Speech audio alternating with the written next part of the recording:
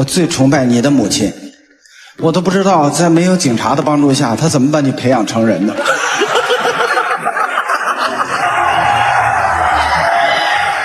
这绝对是周立波被虐的最惨的一次，同时也是崔永元一语封神的高光时刻。2010年12月20日，周立波与胡洁在上海举办婚礼，并将这场婚礼定义为公益婚礼。崔永元作为嘉宾登台致辞，全程言辞犀利，分寸拉满，一番操作直接吊打周立波。那么当年到底发生了什么？接下来就让我们重回14年前的婚礼现场一探究竟。那其实呢，我们请上你们两位呢，请来太太其实也是受人之托，因为今天呢，我们有关部门的有关人士来到了现场，要问你们两个人有关问题。对，听起来非常严肃哦。我们有请崔永元来说说结婚这点事儿啊。我们看你上来了，崔哥。好，我们直接绕过新郎啊。这个本来他们说要弄个小品，就像我跟赵本山、宋丹丹那样弄个小品哈，但是我觉得在这个场合不合适，因为这是喝咖啡的地方，那个小品都是吃大蒜的人演的。在上海这个地方只适合脱口秀。周立波曾在公开场合以咖啡和大蒜来形容南北文化的差异，暗示吃大蒜的北方文化与喝咖啡的南方文化存在高低之分。这一言论引发了广泛争议，这里可以说是崔永元对周立波歧视言论的有力反驳。所以我呢是没有接到邀请，硬闯进来的。为什么？因为我从小就崇拜周立波，我看他的书长大的。不，这样，崔哥，你呢可以调侃我，但你不能调戏我确实说从小看我。是你代表作2部嘛，是吧？一个是《暴风骤雨》，一个是《山乡巨变》，还有个分马。我是后来来了以后，到时候我还说，哎呀，周老先生身体那么好，又结婚了啊！崔永元巧妙地拿作家周老先生举例，对周立波进行了一番调侃。此刻周立波已经完全被崔永元牵着鼻子走了。来了以后一看是这个周立波，这个周立波也了不得，他一年一个人创造的产值就是1亿5千万，我听说利润也是1亿5千万。这过了。这笑的都是企业家，他们知道是怎么回事。但凡懂点经济学的人都能体会到此番话的深层含义。言外之意就是在说周立波所做的事，仅仅是凭借自己这張巧嘴，没有一点实际行动，简直就是零投入高手。中国这么大啊，这样的周立波50年出一个，是不是？秋雨老师他本来说100年，他来了吗？他没来，没来的胡说。他来了就他说的对，说。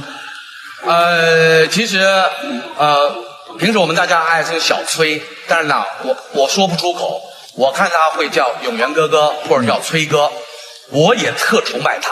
为什么呢？其实大家都知道啊，就是迄今为止啊，在这个世界上只有2种微笑是波波无法解读的，一个是蒙娜丽莎的微笑，一个是崔永元的微笑。这里我们可以看出，一直被崔永元吊打的周立波试图开始反击，想要找回场子。崔永元又将如何应对？不妨让我们接着往下看。我告诉你，网上已经有消息了，蒙娜丽莎的微笑已经被解读出来了，她眼睛里有2个字母 LV。我觉得你这么成功，你还崇拜我就特别高兴。但是我根本不崇拜你。为什么？我最崇拜你的母亲。我都不知道在没有警察的帮助下，他怎么把你培养成人的。崔永元一句犀利反驳，直接让能言善辩的周立波哑口无言，简直不要太过瘾。还有一个秘密的消息，大家都不知道。钱文忠教授大家都知道吧？讲《三字经》那个多厉害，复旦大学教授，他跟立波呀是初中同学，所以我就特别佩服他们俩的老师，什么样的人他都能培养成人才啊！我和文忠是师兄弟关系，我们有共同的语文老师。是一个语文老师，是一个语文老师，是我们光明中学的李欣老师。我不知道西安李听老师坐在哪里。哎呀，谢谢您，李老师好，谢谢您。我们的李欣老师教了文忠2年，但是教了我3年，所以我名气比文忠响。比较他是不是教完你3年他就退休了？不，他是教完文忠2年，他就不想做了。反正是教完你们俩不到退休年龄就不想干了。崔永元的这聒噪操作，使得周立波只能用笑容来掩饰自己的尴尬。紧接着，崔永元又将调侃对象转向了现场的新娘胡洁。胡洁，我觉得特别幸福，能嫁给周立波啊！你知道有多少女孩口头上都表示想嫁给他呀？我觉得你真的是这个世界上最幸福的人啊！而且呢，我参加过很多婚礼，就披上慈善外衣的，这是唯一的一台。尽管周立波曾公开承诺将婚礼上收到的礼金全部捐赠给海派亲口公益基金，然而直到婚礼当天，这个所谓的基金会都尚未成立，这无疑是对周立波的一种讽刺，暗示他这场以慈善为名的婚礼，实际上更像是一场精心策划的秀。我觉得是这样的，等我们的崔哥哥这番话讲完下去以后，我猜真的会知道这个世界上不都是好人。这个世界上本来就不都是好人，有的时候就是由坏人、好人组成的。但是其实我们更愿意看到的是坏人变成好人。是这样的，那个我记得我的师兄钱文忠教授说过一句话，我们的季羡林大师曾经跟我文忠说过，他说不要去试图改变坏人。他说为什么？因为坏人他本身不会认为他是坏人。周立波不甘示弱，再次向崔永元发起言辞挑衅，显然是想在这场唇枪舌剑中占据上风。错了，你虽然背得这么结实，但是我告诉你错了。那不是季羡林先生对所有人说的，那是季羡林先生对钱文忠说的，而且是告诉钱文忠是针对我的。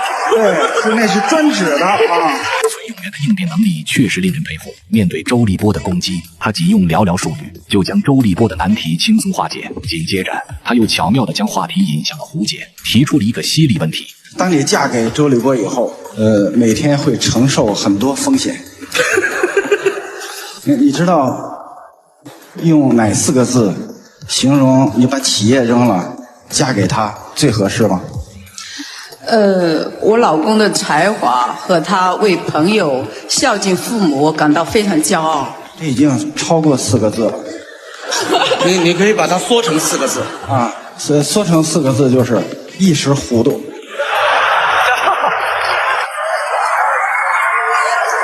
哥哥，你今天是来砸场子还是来祝寿？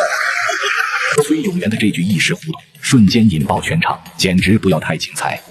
立波，我觉得你也相信我们，真的，我们可能表面上说话就难听的那种人哈，但是可以永远做你的朋友。当然，因为我们当着你面背着你面说话多难听啊！千万不要交那样的朋友，就是当着你面说的挺好，背面说你坏话，那样的人不交。钱文忠那样的没来吧？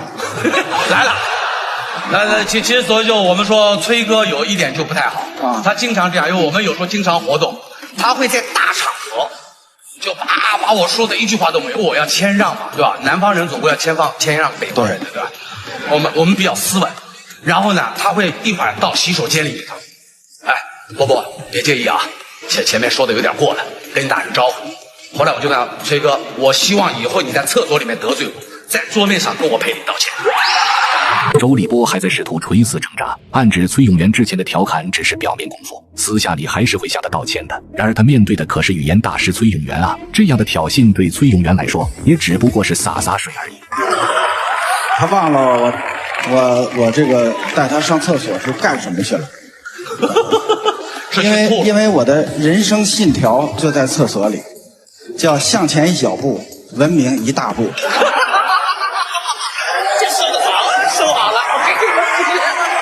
向前一小步，文明一大步。这句话简直不要太炸裂。崔永元可谓是将语言艺术展现得淋漓尽致。作为央视的知名主持人，他被誉为语言大师，每一次出手都非同凡响。在这场婚礼上，他巧妙地戏耍了周立波，深刻让他明白了一个道理：强中自有强中手，一山还比一山高。无论何时何地，都需保持谦逊。在周立波最引以为傲的脱口秀领域，崔永元却以绝对的优势胜出，让周立波颜面尽失。看到这一幕，屏幕前的你又会作何感想呢？